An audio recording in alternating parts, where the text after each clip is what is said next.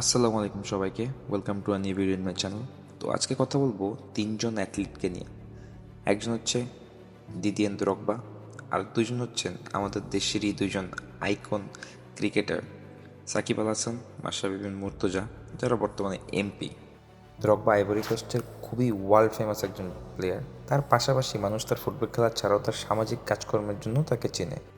ঘটনাটা অক্টোবর 2005 সালের 8ই অক্টোবর, যখন সুদান আর আইভরি কোস্ট তাদের ওয়ার্ল্ড কাপ কোয়ালিফায়ার ম্যাচ খেলতে আইভরি কোস্ট যায় আপনার হচ্ছে সুদানে। তো কিন্তু তখন আইভরি কোস্টের মধ্যে আবার একটা সিভিল ওয়ার চলতেছিল। দেশের মধ্যে নির্বাচনের জন্য না হওয়ার ফলে দেশে প্রচুর সমস্যা হচ্ছিল। তখনই আইভরি কোস্টের আইকন প্লেয়ার এই দ্রগবা ওই দেশের পর হিস্ট্রি চেঞ্জ করে দেয়। সে তার দেশের যে সরকার আছে তার কাছে রিকোয়েস্ট করে এবং জনমানুষের কাছে রিকোয়েস্ট করে যে তোমরা প্লিজ এই যুদ্ধ বাদ দাও এবং নির্বাচন করা হোক দেশের মধ্যে, যাতে করে দেশের সিভিল ওয়ার স্টপ করা যায়। তো যখন আইভরি কোস্ট 2006 সালে ওয়ার্ল্ড কাপের কোয়ালিফায়ার জন্য সুদানে খেলতেছিল সুদানের বিপক্ষে, ঠিক তখনই সিভিল ওয়ারটা চলতেছিল। তখন এই সুদানের বিপক্ষে এই ম্যাচটা জিতে তারা ওয়ার্ল্ড কাপে কোয়ালিফাই করে এবং এই জন্য সাংবাদিকরা তার সাথে কথা বলতে আসে তাদের অনুভূতি জানার জন্য। ঠিক তখন দ্রগবা, যেহেতু তার ন্যাশনাল আইকন প্লেয়ার, তার ক্যাপ্টেন তার হাতে মাইক্রোফোনটি তুলে দেয় এবং সে তখন এই কথা বলে। Ivoiriens, Ivoiriennes, du nord et du sud, du centre à l'ouest. Vous avez vu, on vous a prouvé aujourd'hui que toute la Côte d'Ivoire peut cohabiter, peut jouer ensemble pour un même objectif, se qualifier pour le mondial. Vous nous avez promis que cette fête allait rassembler le peuple. Aujourd'hui, on vous demande, s'il vous plaît, on se met à genoux.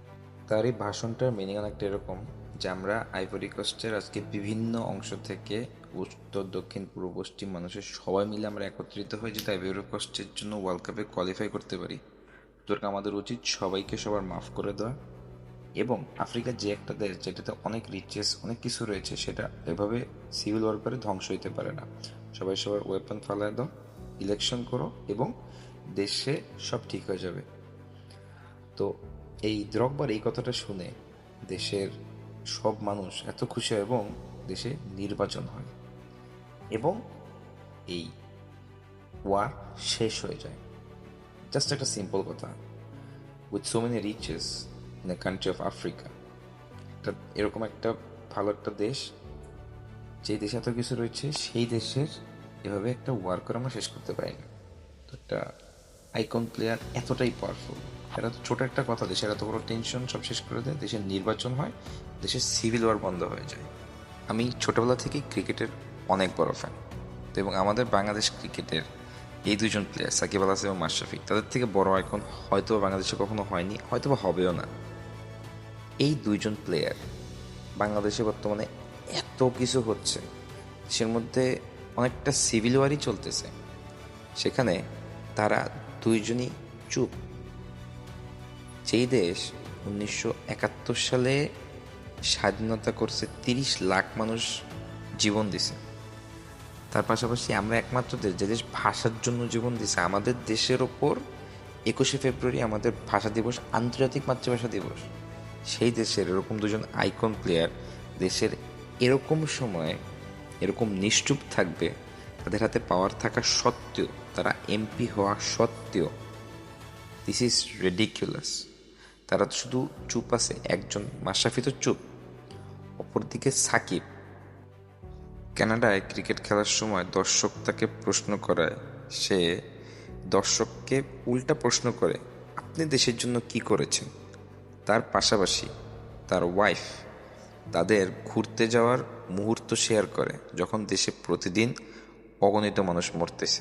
1971 সালের পরে হয়তোবা এটাই বাংলাদেশের সবচেয়ে বড় আন্দোলন।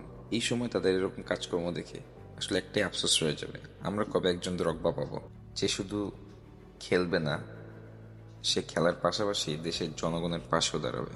কারণ cricket একমাত্র জিনিস যেটা বাংলাদেশের সকল ধর্ম বর্ণ নির্বিশেষে সবাইকে একত্রিত করে। শেষে একটাই দোয়া আল্লাহর কাছে চাইব, যাতে দেশের বর্তমানে যে সমস্যা চলতেছে সেটা খুব তাড়াতাড়ি শেষ হয়ে যায়, একটা সঠিক সমাধান আসে এবং দেশের সবাই যেখানে আছে সহি সালামতে ভালো থাকে।